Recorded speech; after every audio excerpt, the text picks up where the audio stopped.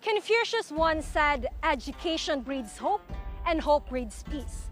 In the first 2 weeks of July, members of the Presidential Communications Office or PCOO, including myself, underwent a media development program right here in the Communication University of China. Walk with me as we talk about the takeaways, the sites, and the people that made this training program a success. I am Joy Gumatay, and this is the Philippines-China Exchange, PCOO in Beijing, China.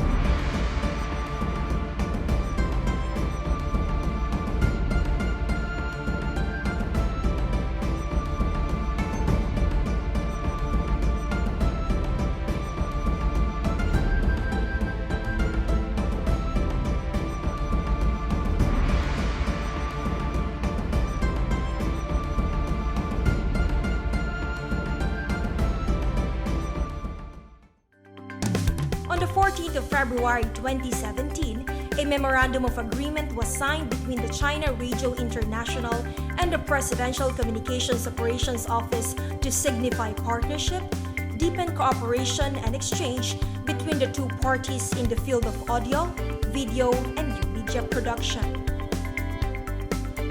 One of the outcomes of this training program is the advanced course on journalism provided by the Communication University of China to PCOO.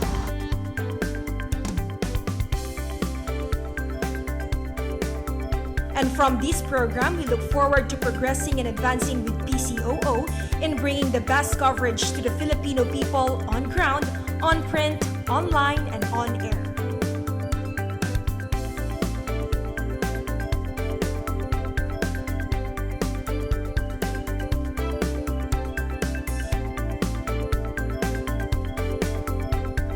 Now with me is Mr. Chang Hai Wang, the Director of the International Department of All China Journalists Association, our generous host for this exchange program.